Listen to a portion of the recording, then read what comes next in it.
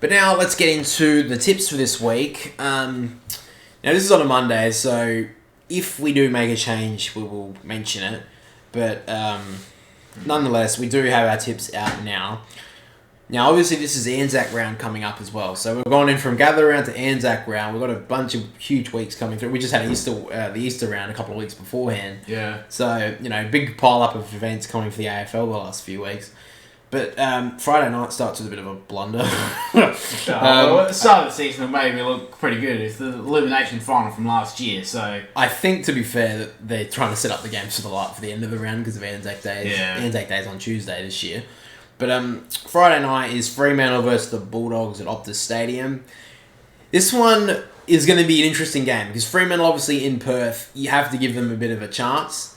I have tipped Fremantle in this game, but the Bulldogs, it'll be interesting how they do. They're not that bad in Perth, but the last two times they've played in Perth in finals, I mean, they had a lead against they had two huge leads and they stuffed it up both times. So. Yeah, I'm going to be picking Fremantle in this game.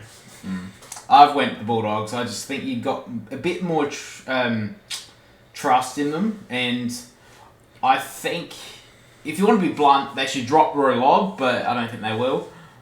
But I think the Bulldogs should win. Yeah, okay. And Saturday afternoon we have Port Adelaide versus West Coast. I don't think we have to spend too much time on this. Port Adelaide should win and win comfortably. Yeah. West Coast were very poor against Geelong. In that 11-goal blitz, they weren't around. And to be honest, the rest of the game, Geelong just stopped. So I'm going to be giving Port Adelaide this win pretty comfortably. Yeah, Port Adelaide should win this 40+. They need some percentage, so this is a good week to get it from against the Eagles. After that, we get to GWS versus Brisbane. This is in Sydney, so Brisbane aren't the best away from home.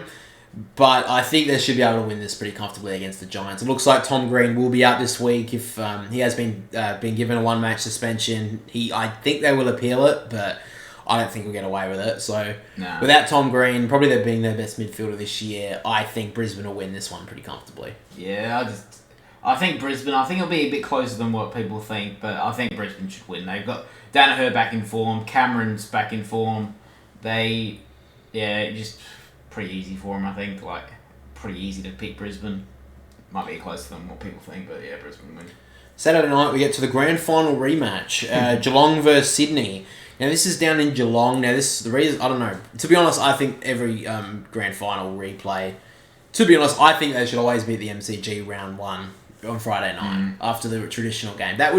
I think that'd be a good idea, but nonetheless, I think this game should be playing at the MCG anyway. But I think the reason why this was supposed to be scheduled for GMHBA is because the new stand was supposed to be built. But I think they've had a bunch of problems with the building of the stand, so they have to rip it down again. So, nonetheless, this is Geelong's first game of the year down in the GMHBA. They've had 2 soft wins, but Sydney haven't exactly had wins against top teams.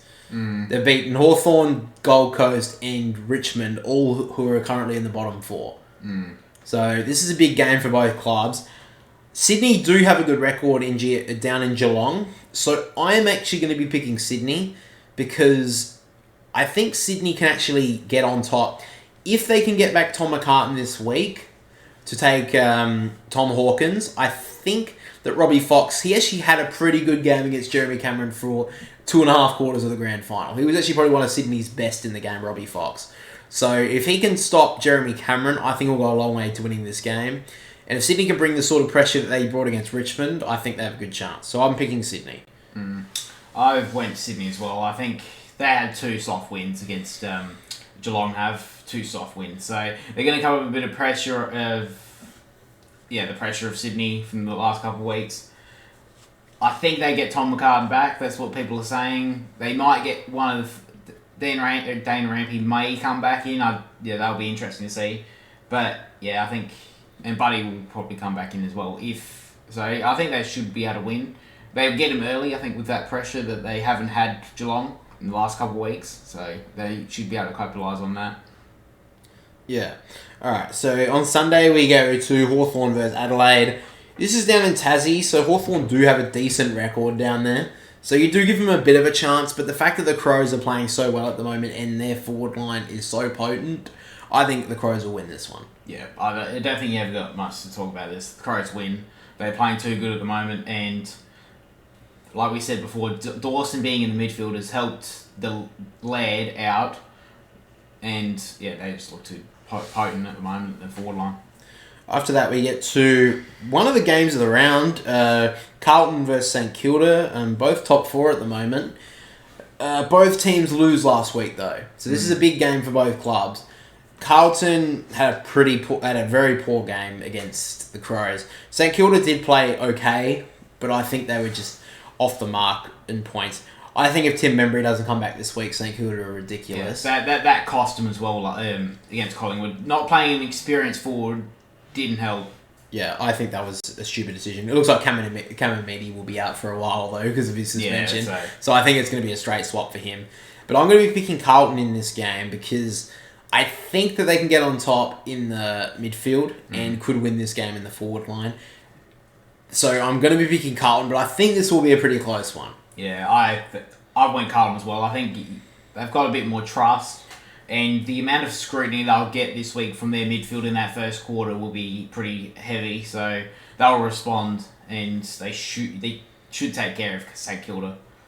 So on the last game on Sunday, we get to the Gold Coast versus North Melbourne. This is a huge game for both clubs, to be honest.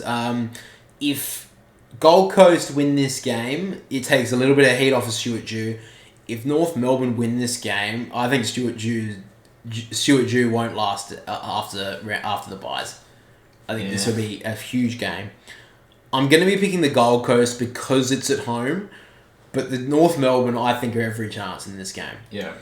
And, I went North Melbourne. I think that Clarkson will go to his players and not maybe rip them a new one, but tell them that harden up. They need a response. They need to respond, and I think Clarkson will get the best out of them. Zerha wasn't really in that game. Even when they started well, Zerha was out of it against Brisbane. So I think they'll respond, and they'll get their third win of the season and be close to the top 8, which no one really predicted, but yeah. Yeah.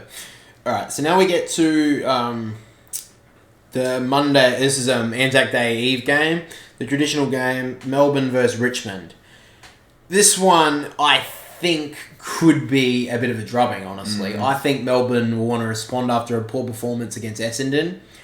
And I think if Richmond don't show up for the first half of this game, Richmond need to pull out a 4-quarter performance. And they haven't been able to do that pretty much all year. Even against the Crows when they won, the Crows still had a good first half of this game.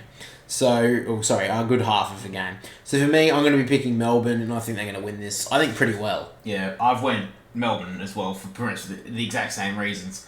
With Lynch still out, I'm going with my certainty pick for this one as well this week for Melbourne. They look pretty easily, really. You can win this one pretty easily. Yeah, certainly. Finally, on Tuesday, this is Anzac Day, traditional game, Collingwood versus Essendon. This is game of the round, in my opinion.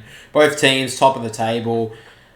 I'm going to be picking Collingwood, but and that's probably... I mean, I think Collingwood will win, even if Zach Merritt was in this team. But I think now that Zach Merritt's out, most likely, and I just think Collingwood will be a little bit more quality over the ball here, and I think they'll just win this game. I think it'll be a pretty close one, but I think Collingwood will win. Yeah, I think Collingwood will win. I think it's just it'll be a close game till 3/4 time, and then maybe the Collingwood will just run over them. Maybe we'll get a pretty classic like we did with Zaharakis years ago, but this game's always... I mean, last year when these two teams played later in the season, Jamie Elliott kicked a goal on the siren. Yeah, so... Love to see that. But. Yeah, it might be one of those real close games, you might get 90,000, 95,000 for this game with both teams going really well, but I think Collingwood do get the win. Now, I haven't actually made my certainty pick yet, and I don't know. I mean, this is a hard week for a certainty pick because most of the teams that lost are playing against teams that lost. I think I'm going to put my certainty pick on Carlton to beat St Kilda. And I know that may be a bit weird because St Kilda are currently top. I just think that Carlton are going to be a little bit better in the forward line and win this game. So, even though this is at Etihad and St Kilda are very good at Etihad, I think Carlton will want to respond and win this game. So that's my certainty pick for this week.